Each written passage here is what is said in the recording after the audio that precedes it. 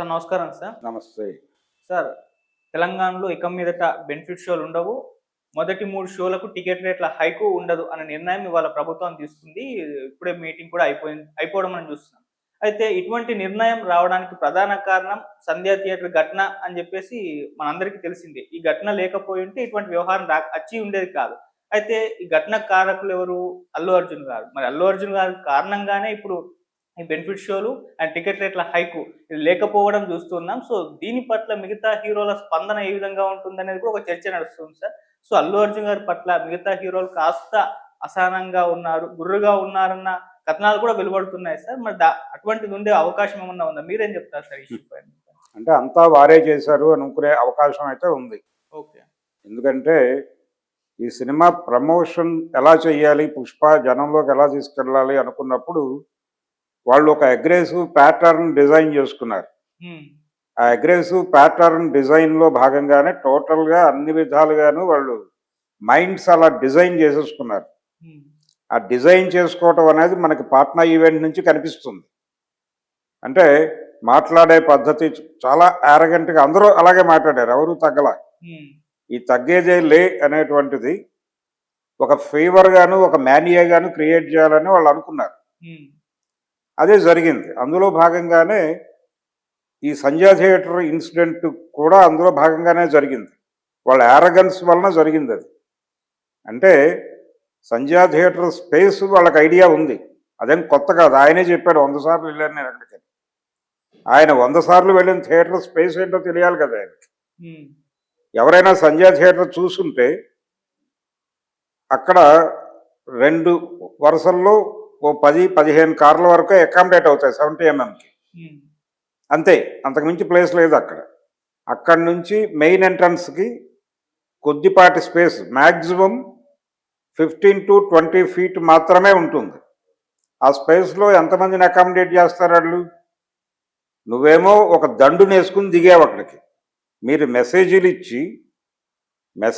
ఇచ్చి జనాల్ని పిలిపించుకుని మీ దగ్గరికి, మీ అభిమానుల్ని, ఆయనే చెప్తున్నట్టుగా వారి ఆర్మీని పిలిపించుకుని ఆర్మీ సహితంగా మీరు ముషీరాబాద్ నుంచి రోడ్ షో చేసుకుంటూ వచ్చి ఈ క్రౌడ్ని థియేటర్లోకి, అంటే ఆయన థియేటర్లోకి వెళ్ళే వరకు వీళ్ళు హడావిడి చేయటం అనేది ప్రోగ్రాం. బయటకు కనిపించటం లేదు, కానీ వాళ్ళు చాలా పవర్ఫుల్ కెమెరాస్ హిడెన్గా పెట్టుంటారు అనేది ఒక అనుమానం. ఇది నేను చెప్పడం కాదు, ఆల్రెడీ ఈ వార్త సర్క్యులేషన్లో ఉంది. పెట్టి ఇది పాజిటివ్గా జరిగి ఉంటే ఈ హై పవర్ కెమెరాల తాలూకా ఫీడ్ వీడియోలుగా జనాల్లోకి సర్క్యులేట్ అయ్యేది. తద్వారా ఈ సినిమా మీద జనాలలో ఉన్న వ్యామోహం, పిచ్చి, ఇది ఇతర ప్రేక్షకుల్లోకి ట్రాన్స్ఫార్మ్ అయ్యేది. ఆ ట్రాన్స్ఫార్మ్ చేయటమే వీళ్ళ ప్రోగ్రాం. ఆ రోజు అంతమందిని పోగేసి ఆ థియేటర్ దగ్గర హడావిడి చేయడానికి కారణమే అది. ఇన్సిడెంట్ జరిగాక ఇది ఆపేశారు వ్యూహాత్మకంగా. అందుకని మనకు ఆ వీడియో బయటకు రాలా.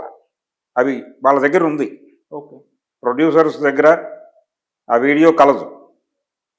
అయితే ఈ మొత్తం వ్యవహారంలో యూనిట్ వైపు నుంచి కూడా తప్పు జరిగింది అని అడ్మిట్ చేయకపోవడం అనేది ప్రభుత్వం సీరియస్గా పట్టించుకుంది. మిగిలిన అన్ని విషయాల్లోనూ వాళ్ళ పట్ల కన్సిడరేషన్తోనే వ్యవహరించింది. టిక్కెట్ల రేట్లు పెంచుకోండి, మీ ఇష్టం అంది. బెనిఫిట్ షోస్ మీ ఇష్టం అంది. 9:30 నుంచి షోస్కి అనుమతిస్తే కొన్ని చోట్ల 6 గంటలకు కూడా వేశారు. అందుకు తగిన సాక్ష్యాధారాలు ఉన్నాయి. సో 4 ఆటలు, 3 ఆటలకు పర్మిషన్ ఇస్తే 4 ఆటలు వేశారు కొన్ని చోట్ల. 9 o'clock షోస్ కూడా ఇదే రేట్లు అమ్మిన సందర్భాలు ఉన్నాయి.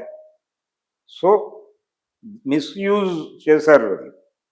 ప్రభుత్వం ఇచ్చినటువంటి ఒక రిలాక్సేషన్ని మిస్యూజ్ చేయటం వలన ఈ రోజున ఆ 3 ఆటలకి పర్మిషన్ అనేది లేచిపోయింది. సో అది యాటిట్యూడ్ ప్రాబ్లం. అది ప్రొడ్యూసర్స్ నుంచి దొర్లిందా, ఎవరి నుంచి దొర్లిందా అనేది పక్కన పెడితే, face of the cinema hero. So ఈ ఇన్సిడెంట్, సంధ్యా థియేటర్ ఇన్సిడెంట్ కూడా face of the incident Allu అర్జున్గా మారటంతో ఆటోమేటిక్గా ఇండస్ట్రీ టార్గెట్. ఆల్రెడీ మా అసోసియేషన్ నుంచి ఒక వార్న్ చేశాడు ఆయన విష్ణు.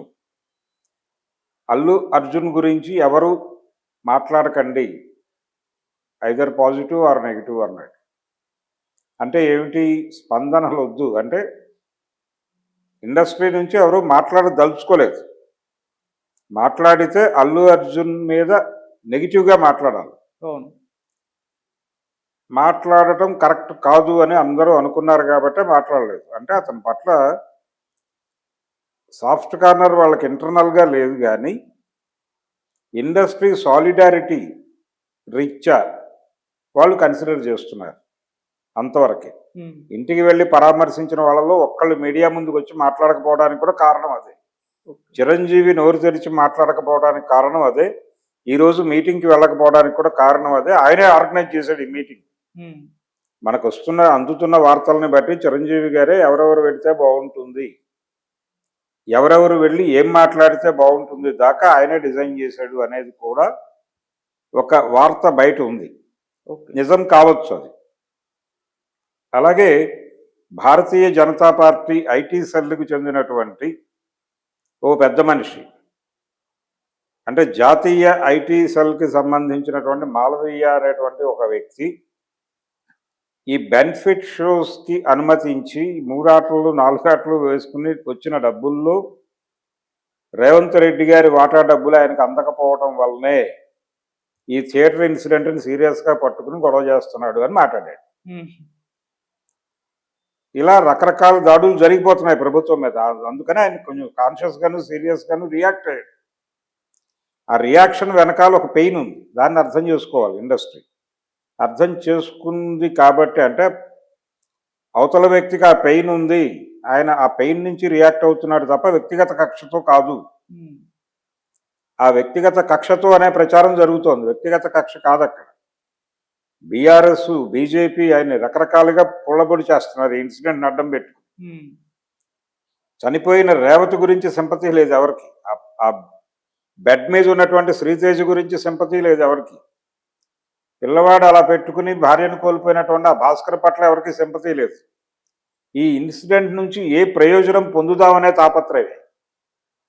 ఆ తాపత్రయంలో భాగంగా పార్టీని టార్గెట్ చేయటం బీజేపీ ప్రోగ్రాం అయితే, రేవంత్ రెడ్డిని పర్సనల్గా టార్గెట్ చేయటం బీఆర్ఎస్ ప్రోగ్రామ్గా మారింది. ఈ సఫకేషన్ నుంచి సీఎం గారు ఈరోజు కాన్షియస్గా నో బెనిఫిట్ షోస్ అన్నాడు. నిజానికి గేమ్ చేంజర్కి బెనిఫిట్ షోస్ మీద ఆయన హోప్ పెట్టుకుని ఉన్నాడు దిల్ రాజు గారు.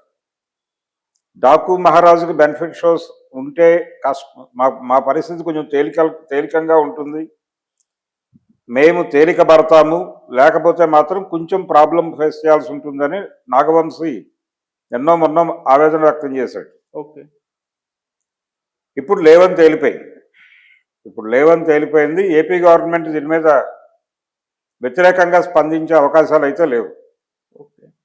డెఫినెట్గా వాళ్ళు కూడా దీన్ని కన్సిడర్ చేస్తారు. కన్సిడర్ చేసినప్పుడు అక్కడ కూడా ఉండవు.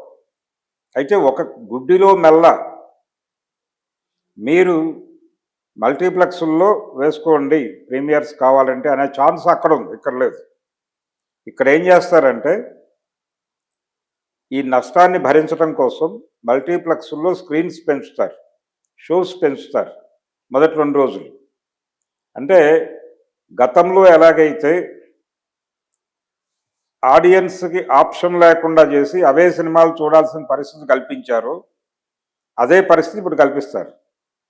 కొన్ని చోట్ల విలేజెస్లో అలాంటి చోట్ల కూడా సింగిల్ స్క్రీన్లో సినిమాలు పడుతున్నాయి, కొత్త సినిమాయే. అక్కడ అంటే అప్రకటితమైనటువంటి బ్లాక్ నడుస్తుంది. అంటే టికెట్ రేటు మీద 40 రూపాయలు ఉంటుంది, కానీ 200కి 300కి అమ్మేస్తారు.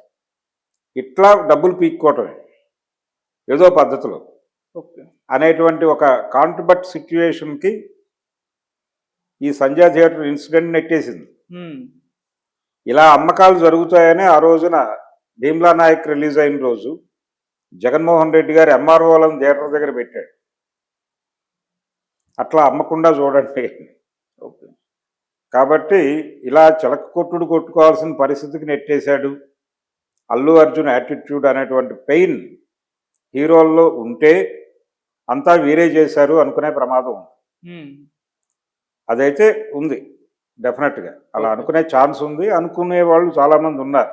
ఉమ్, పర్టికులర్గా రేపు సంక్రాంతి రిలీజులు వాళ్ళు అనుకునే అవకాశం ఉంది. 4 నెలలు పోయాక పరిస్థితి కొంత కంట్రోల్ అయిన తర్వాత వీళ్ళు వెళ్ళి మళ్ళీ ఇంకో రిప్రజెంటేషన్ ఇస్తే ఆయన కన్సిడర్ చేయొచ్చు. ఓకే. ఇదే మూడు ఎల్లకాలం ఉంటుందని అనుకోలేం కదా.